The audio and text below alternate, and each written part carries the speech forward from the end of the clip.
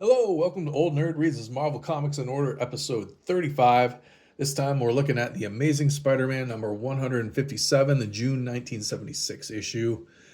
This time we're fighting Doc Ock. He made a cameo appearance in the last issue. Big reveal in the end of that issue. He showed up at Aunt May's place, and him and Aunt May almost got married at one point, so he's coming back to his old girlfriend to find shelter, and that's where the action picks up in this one. But first we get Spidey diving into the river. Apparently, Len Wein wrote this and Ross Andrew drew it. Mike Esposito is the inker, or in this, he's the delineator. Marv Wolfman, pedestrian. That's funny. But yeah, here's Spidey diving into the Hudson River in the middle of the night off a dingy dock. And we find out that he's going to be sued by the makers of the Spidey-mobile because he was paid to promote their company by driving the Spidey-mobile around, but he crashed it into the river about 40 issues back or so.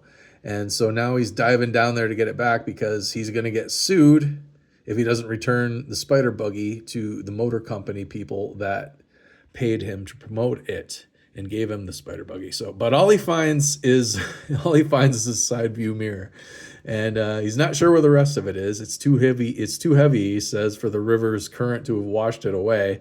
So he goes up for another breath of air to keep looking, and the cops. But he makes quick work of them.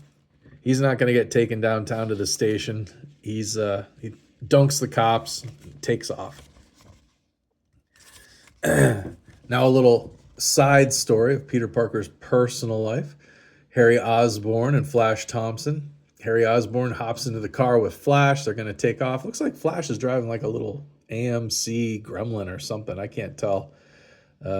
Looks kind of small to be that car, but at the same time, the design makes it kind of look like that car. But anyway, Liz Allen shows up. In the last issue, Mirage attacked the wedding of Betty Brant and Ned Leeds. And I guess Harry Osborn protected Liz Allen from being hurt. And so now she gets him to go out on a date with her, leaving poor Flash Thompson in the lurch. But then we jump right into the action, the main story. Doc Ock showed up at Aunt May's. Aunt May kept this package for Doc all this time, and it just happens to be his Dr. Octopus suit after he gets a shower and shaves and cleans up. So I guess there's still an item. Dr. Octopus and Aunt May getting married. That's so funny. Anyway, Peter shows up with a bucket of KFC. Surprised to see Doc Ock there, of course. And then we have to go through the awkward situation of Peter and Doc Ock sitting on the couch while Aunt May goes to look for an imaginary sweater that Peter sent her to find. And he gives the backstory of how he ended up as the homeless bum he's been in the last few issues. He was in a fight at a nuclear facility. Hammerhead was going to stop him, bashed his head into a control panel and got stuck, which set off a chain reaction. Doc Ock says, "I'm out of here," while Hammerhead begs him to set him free so he doesn't die. This is really bad. Like this is one of the cronies of Hammerhead or Doc Ock, I'm not sure which. He's going to get down into this safety tube so that the explosion can't kill him. Doc Ock spots him and says, "Oh, no, you don't." Throws him out of the way and knocks him out, seals himself in there, leaving the henchman to die. Doc Ock wraps his tentacles around himself, and just as Hammerhead frees himself, kaboom, the whole place blows up. Nuclear explosion.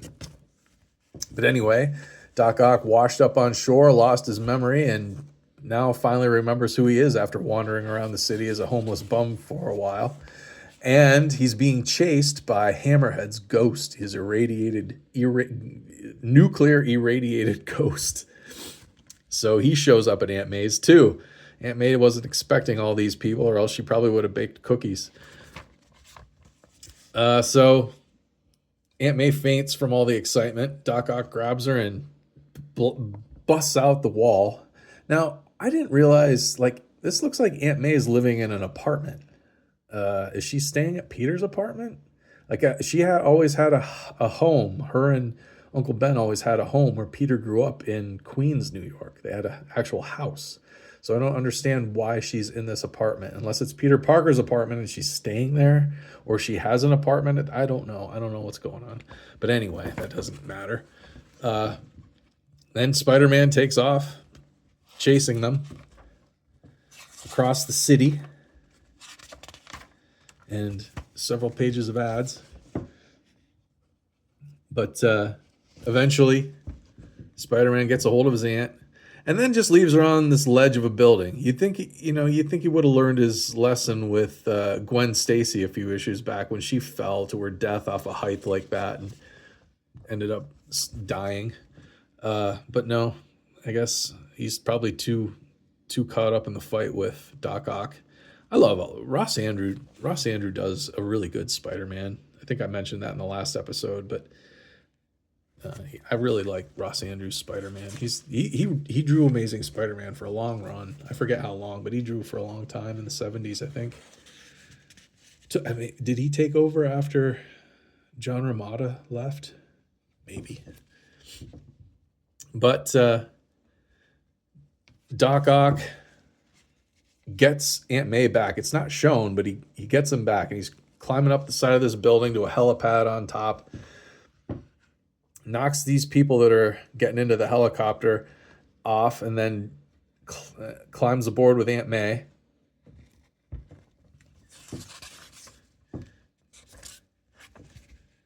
Spider-Man's gets there just in time to launch some webbing at the helicopter, catches on, and Doc Ock just like reaches down and snaps the web line. I thought his web line was stronger than that, but apparently Doc Ock can